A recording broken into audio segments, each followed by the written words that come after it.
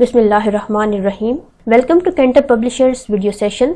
Cambridge scholar series की science 8 की text book, इसके साथ साथ एग्ज़ाम की प्रैक्टिस के लिए और SLOs की रीइंफोर्समेंट के लिए और होमवर्क जो आपको दिया जाएगा उसे सॉल्व करने के लिए आपके पास समर पैक क्लास 8 का होना बहुत ज़रूरी है। इसके साथ साथ पेरेंट्स और टीचर्स अगर किसी तरह की कुछ गाइडेंस चाहिए तो उनके लिए समर पैक एक बहुत यूज़फुल रिसोर्स साबित होगा। इस रिसोर्स पैक में तमाम SLOs अपनी मुनफरिद टीचिंग मेथडोलॉजी के साथ और एलाइड एक्टिविटीज़ के साथ बहुत उम्दा तरीके से बयान किए गए हैं। साइंस का ये समर पैक और ये रिसोर्स पैक cantorpublisher.com वेबसाइट पे इजीली सॉफ्ट फॉर्म में अवेलेबल है। Our today's lecture is from Science of Grade 6 and the resource we are consulting is the textbook published by Cantor Publisher. It's a part of Cambridge Scholar Series. We are going to start a new chapter, chapter 2, that is about heredity in organisms. Heredity means transference of characters or features from one generation to another.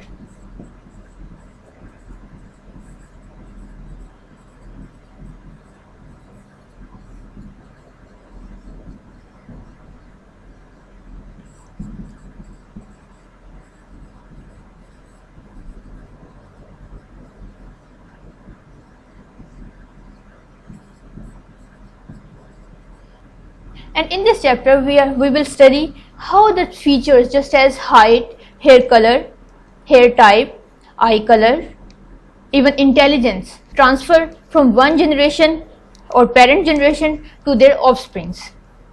All the living organisms transfer their features, their special characters to their offsprings, to the next generations, and that is how species are identifiable. Each species is separate from one another, and it is only due to the transference of special features in generations. Our first lecture is about DNA and chromosomes. These are two special structures that are responsible for this transference. All the features that are included or transferred as inheritance are transferred through DNA. What is DNA? How does it look like? How does it behave? We'll discuss in this chapter.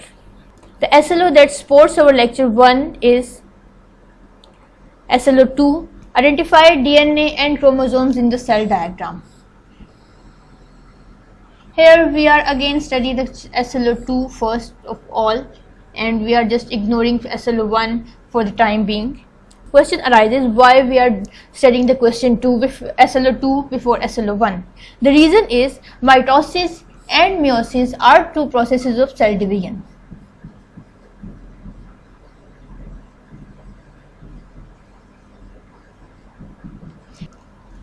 And for the cell division, DNA and chromosomes play a major role. So before jumping into the process or the cell division, it is better to understand the DNA and chromosomes and their location in the cell diagram. So that's why we are studying the SLO 2, that is about DNA and chromosomes. In this SLO, you are just required to identify the DNA and chromosomes in cell diagram. It means you just have the knowledge where DNA and chromosomes are present in the cell, what is the difference between the two, how do they look like, and what is the identification feature of the two. So in this lecture, we'll try to identify and find out the identification feature of the two structures.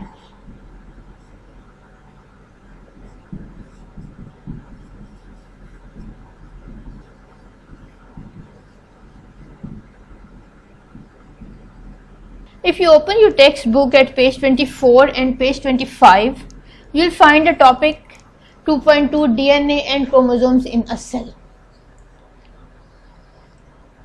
Here is a description and detailed structure of chromosomes and DNA as well as gene given in the book. You are not required to memorize all these things. It is just for your information. आप इस सारी information को पढ़ें, इसे समझें, ताकि जब हम नेक्स्ट चैप्टर में डीएनए के स्ट्रक्चर को समझने की कोशिश करें तो ये आपके लिए ईजी हो। लेकिन आपने अपने एसएलओ पे फोकस करना है जो ये कहता है कि आपको सेल में पता होना चाहिए कि एक सेल के अंदर डीएनए और न्यूक्लियस कहाँ प्रेजेंट है, इन दोनों में क्या डिफरेंस है, इनका आइडेंटिफिकेशन फीचर क्या है, और हम अपने इस लेक्चर में भी इसी बात पे फोकस करेंगे। अगर हम सेल की डायग्राम देखें, ये आपके सामने एनिमल सेल है।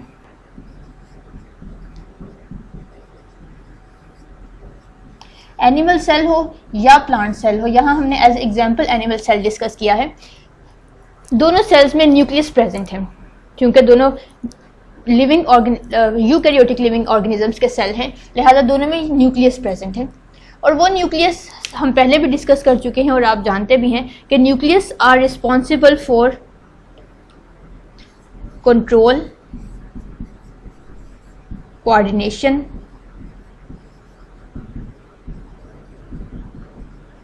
एंड फॉर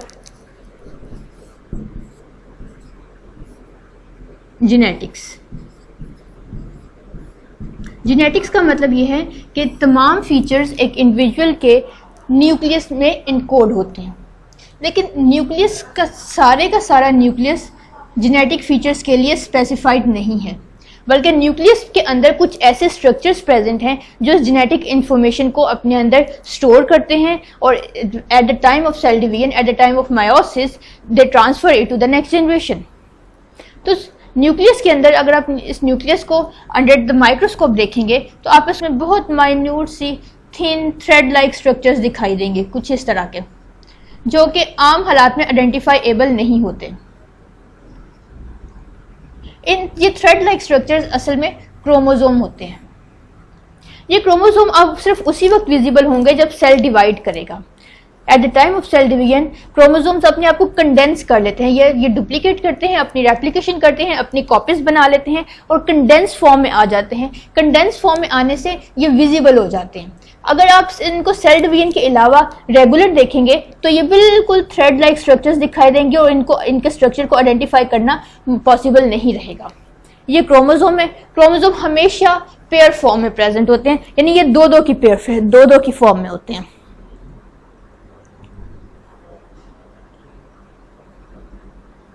हाईली कॉइल्ड और कंडेंस स्ट्रक्चर हैं। हर एक बात याद रखने की है कि हर ऑर्गेनिज्म में, हर स्पीशी में क्रोमोसोम का नंबर फिक्स रहेगा और हर स्पीशी के लिए स्पेसिफिक है। जैसे ह्यूमन बीइंग्स एक सिंगल स्पीशी हैं, तो ह्यूमन बीइंग्स में क्रोमोसोम का नंबर 46 है।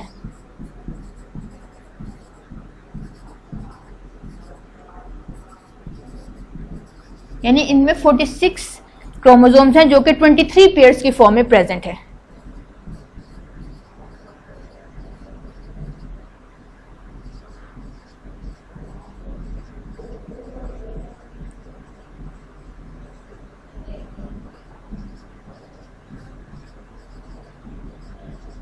प्याज के अपने क्रोमोसोम्स हैं, एनिमल्स में डॉग के अपने क्रोमोसोम्स हैं, अपना फिक्स नंबर ऑफ क्रोमोसोम्स है, कैट में एक और फिक्स नंबर ऑफ क्रोमोसोम्स है। ये क्रोमोसोम्स तो तमाम जेनेटिक इंफॉर्मेशन अपने अंदर रखते हैं। अब सवाल पैदा होता है कि क्या ये क्रोमोसोम ही अल्टीमेट स्ट्रक्चर्स हैं जो जेनेटिक इंफॉर्मेशन रखते हैं? आप इसका स्ट्रक्चर्स आइडेंटिफाई कीजिए, आपको इसका स्ट्रक्चर का पता होना चाहिए। हर क्रोमोसोम का एक सेंट्रल रीजन है जिसे सेंट्रोमियर कहते हैं। ये टर्म्स आप नेक्स्ट चैप्टर में भी पढ़ेंगे। और ये सेंट्रोमियर्स की आर्म्स हैं। यहाँ हमने बात की कि क्रोमोसोम्स हाईली कॉइल्ड और कंडेंस स्ट्रक्चर हैं। बिल्कुल इसी तरह जैसे एक रस्सी, एक बलशुदा रस्सी होती है, इसी तरह क्रोमोसोम भी बलदार फॉर्म में होते हैं।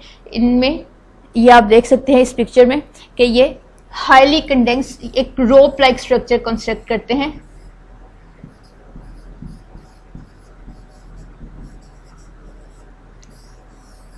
ये इनकी कंडेंस्ड फॉर्म है।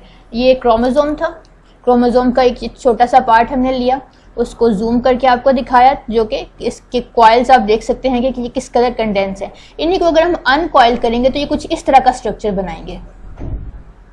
ये वो क्रोमोसोम है जो एक्चुअली में इस तरह का स्ट्रक्चर अनकॉइल करने की सूरत में आपको मिलेगा। ये जो आपको एक क्रोमोसोम में राउंड सर्कुलर स्ट्रक्चर्स दिखाई दे रहे हैं, ये प्रोटीन्स हैं, प्रोटीन के स्ट्रक्चर्स हैं।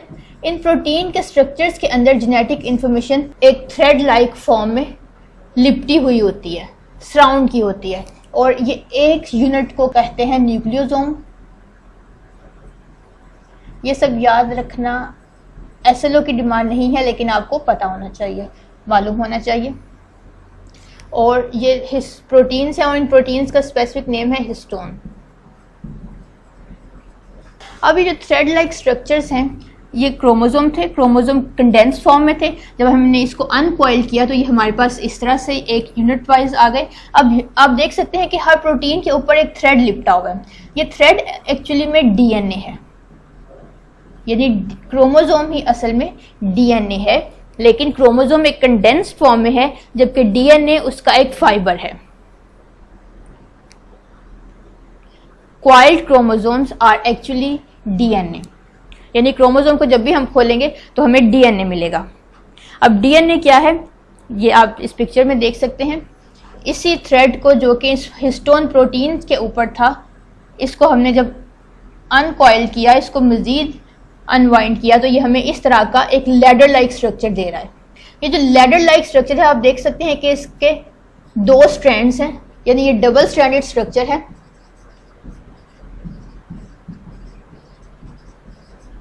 और इसकी अरेंजमेंट लैडर लाइक, यानी एक सीढ़ी की तरह ये अरेंज किया हुआ है। ये असल में डीएनए है सारा। ये जो थ्रेड लाइक स्ट्रक्चर जो लैडर लाइक डबल स्ट्रैंडेड है, ये एक्चुअली में डीएनए है। डीएनए एब्रिविएशन है डीऑक्सीराइबोन्यूक्लिक एसिड की, और डीएनए में ही तमाम जेनेटिक इंफॉर्मेशन एनकोडेड हुए हैं। ये तमाम जो थिन थ्रेड आप देख रहे हैं ये डीएनए, और डीएनए का एक स्पेसिफिक पार्ट, डीएनए का कुछ पार्ट जिसमें एक सिंगल इंफॉर्मेशन होती है, वो एक जीन है। जीन्स भी डीएनए का ही स्पेसिफिक पार्ट है, लेकिन वो एक स्पेसिफिक इंफॉर्मेशन के लिए एनकोडेड है।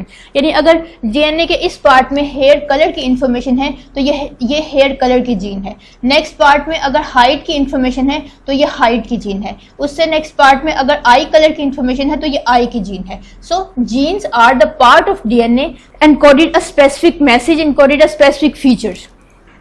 सो अब आपको ये रिलेशनशिप क्लियर हो गया होगा कि न्यूक्लियस में क्रोमोसोम्स प्रेजेंट हैं। क्रोमोसोम्स क्वाइल्ड, हाईली क्वाइल्ड और थिन स्ट्रक्चर्स हैं। ये इन क्रोमोसोम्स को जब अनवाइंड किया जाता है तो हमें डीएनए मिलता है। DNA double stranded ladder like structure है, और डीएनए का स्पेसिफिक पार्ट जो एक स्पेसिफिक इंफॉर्मेशन अपने अंदर लिए होता है, जीन कहलाता है। इसको इस डायग्राम के थ्रू ज़्यादा क्लियरली हम डिस्क्राइब कर सकते हैं that a nucleus contain chromosomes. Chromosomes are found in pair, always in pair. They are visible only at the time of cell division. Chromosome is when uncoiled or unwind, it gives us the DNA. ये तमाम reason DNA का है, और DNA histone proteins के ऊपर, histone proteins हैं, protein units हैं, protein के ऊपर लिपटा हुआ होता है एक धागे की तरह। डीएनए का स्पेसिफिक पार्ट जो कि स्पेसिफिक इंफॉर्मेशन लिए होता है, ये सारा डीएनए आप देख सकते हैं। डीएनए का स्पेसिफिक पार्ट जो स्पेसिफिक इंफॉर्मेशन लिए होता है वो जीन कहलाता है।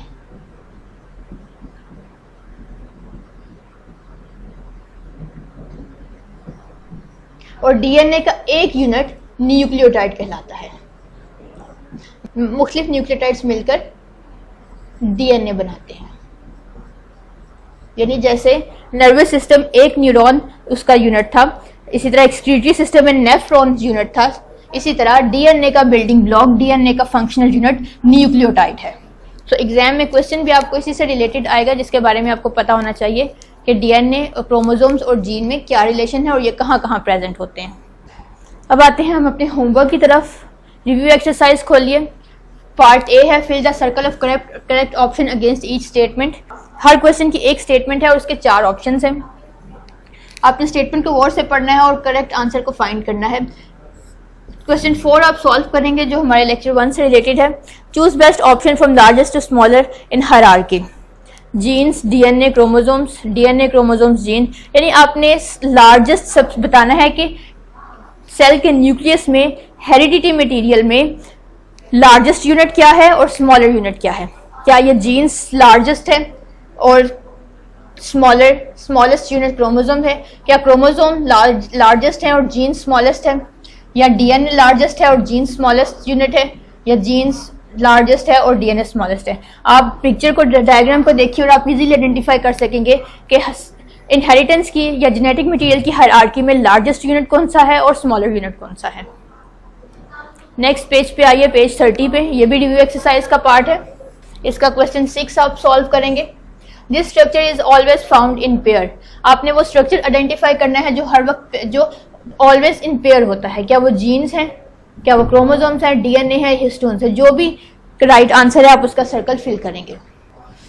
पार्ट बी देखिए, पार्ट बी में क्वेश्चन 1 आप सॉल्व करेंगे। Define nucleotides. न्यूक्लियोटाइड्स के बारे में अभी हमने बात की कि these are the units of functional as well as structural unit of DNA. Number 2 part भी सॉल्व, क्वेश्चन भी सॉल्व करेंगे आप। Chromosomes are the carriers of DNA and genes. Is it correct or wrong?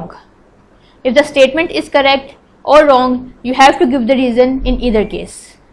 Part C देखिए, इसमें question 2, identify the DNA and chromosomes in the cell diagram. इसमें आपने बताना है कि एक सेल में आपने एक सेल डायग्राम ड्रॉ करनी है। इसका आंसर होगा draw the cell diagram. Animal cell or plant cell, either you can take.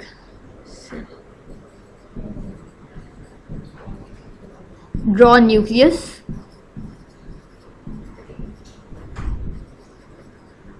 Then draw chromosomes. Chromosomes को ड्रॉ करने के बाद आप इसके एक यूनिट में डीएनए भी बताएंगे कि क्रोमोसोम्स को अगर अनवाइंड किया जाए, अनकॉइल किया जाए तो हमें डीएनए मिलता है। अब आप आइए अपने समर पैक में। समर पैक में देखिए चैप्टर 2 की एक्टिविटी 2.2, ये हमारे चैप्टर 2 में है समर पैक के। इसे आप सॉल्व करेंगे। Observe the given diagram carefully, ये आपने डायग्राम आपको दी गई है। Identify the chromosomes and DNA. इसमें आपने सबसे पहले तो लेबल करना है कि डीएनए कौन सा है और इसमें क्रोमोसोम कौन सा है, और फिर आपने आंसर करना है are chromosomes and DNA individual entities, comment with reason. अगर तो ये इंडिविजुअल एंटिटीज आपके ख्याल में हैं तो आप इसके फेवर में जस्टिफिकेशन देंगे। अगर ये इंडिविजुअल एंटिटीज आपके ख्याल में नहीं है तो आप इसके अगेंस्ट रीजन देंगे, लेकिन आपका आंसर सॉलिड रीजनिंग के साथ होना चाहिए। समर पैक में पेज 25 देखें, एमसीक्यूज हैं यहाँ पे। इसके क्वेश्चन एमसीक्यू 9 सॉल्व करेंगे। क्रोमोसोम्स आर प्रेजेंट इन, आपने क्रोमोसोम्स की लोकेशन आइडेंटिफाई करनी है। साइटोप्लाज्म में होते हैं, सेल मेम्ब्रेन में होते हैं, न्यूक्लियस में या माइटोकॉन्ड्रिया में। जहां भी आपके ख्याल में क्रोमोसोम प्रेजेंट है आप उसको मार्क करेंगे और उसकी रीजन भी बयान करेंगे। फिर क्वेश्चन 10 भी आप सॉल्व करेंगे। Choose the heredity material from the following. इनमें से कौन सा स्ट्रक्चर, कौन सा एलिमेंट यूज किया जाता है for the transference of inheritance, जिसमें इनहेरिटिक जेनेटिक इन्फॉर्मेशन एनकोडेड है, वो स्ट्रक्चर आपने आइडेंटिफाई करना है। क्या वो नाइट्रोजनस बेसिस है, क्या वो डीएनए है, हिस्टोन प्रोटीन है, या वो न्यूक्लियस है। राइट आंसर चूज करने के बाद आपने उसकी रीजन भी बतानी है कि ऐसा क्यों है। The structural unit of DNA is phosphate, nucleotides, hydrogen bonds और बेस पेयर्स। जो भी करेक्ट आंसर है आप वही सेम प्रोसेस करेंगे कि राइट आंसर फाइंड करने के बाद आप उसकी रीजन भी लिखेंगे। पेज 26 देखिए। पेज 26 में एमसीक्यू नंबर 12 सॉल्व करेंगे आप। Number of chromosome pair in humans are 23, 24, 28, 56। इन फिगर्स में से आपने right number of chromosomes in humans find करना है और उसकी रीज़न भी बतानी है। और इसकी रीज़न ये होगी कि हर स्पीशी में, हर ऑर्गेनिज्म अपना specific number of chromosome maintain करता है। अब आप आइए अपनी एक्टिविटी की तरफ। एक्टिविटी में आपकी क्वेश्चन आंसर सेक्शन है। समर पैक में ये क्वेश्चन आंसर सेक्शन है। थर्ड क्वेश्चन है,